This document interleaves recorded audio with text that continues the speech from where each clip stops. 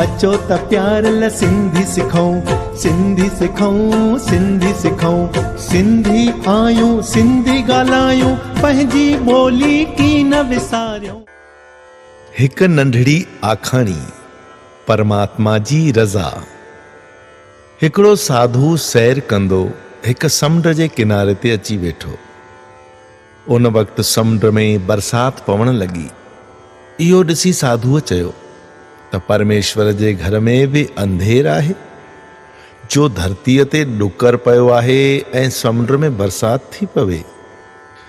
जिते अॻु में ई समुंड पाणीअ सां भरियल आहे, तंहिंमें अजाई बरसात पई रही आहे। साधुअ जे एतिरे चवण ते बरसात समुंड में बंदि थी वई ऐं धरतीअ ते वसण लॻी।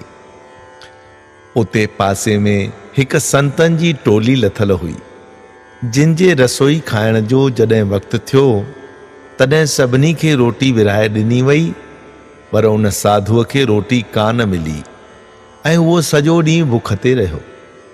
ॿियो ॾींहुं थियो तॾहिं उन साधुअ परियां समुंड में अन्न सां भरियल जहाज समुंड में ॿुॾंदड़ ॾिठो। सो ॾिसी चयाई त परमात्मा अन्न खे समुंड में ॿोड़े थो छॾे ऐं धरतीअ ते ॾुकर थो आणे, जंहिं करे माण्हू बुख था मरनि। इन चवण शर्त उहो ॿुॾंदड़ जहाज तरी करे किनारे सां अची लॻो।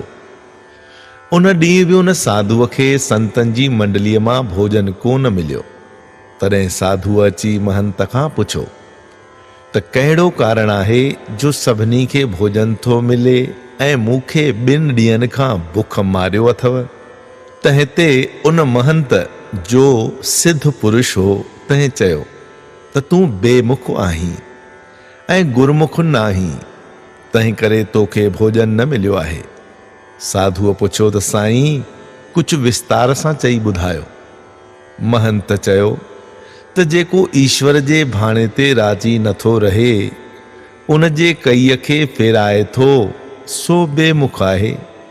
हाणे ॾिस त तो बरसात समुंड मां फेरे धरतीअ ते वसाई, जंहिं करे अनेक सिपियूं जिन जे मुख में इहे बरसात जूं बूंदूं पवन हा, उन्हनि मां मोती पैदा थियनि हा ऐं अनेक जल जा जीव जिन जो खाधो उहो जहाज में भरियल अन्न हो, से बुख में तड़पी रहिया आहिनि। इन्हीअ पाप जे सबबु तोखे 2 ॾींहं रोटी न मिली आहे, जो तूं बेमुख आहीं। जे तूं गुरमुख हुजी हा त ईश्वर जे कईअ ते राज़ी रही हा। हू परमात्मा जेकी करे थो, उनखे कोई नथो ॼाणे सघे।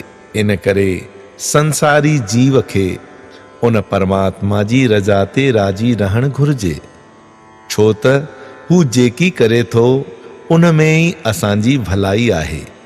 जय झूलेलाल।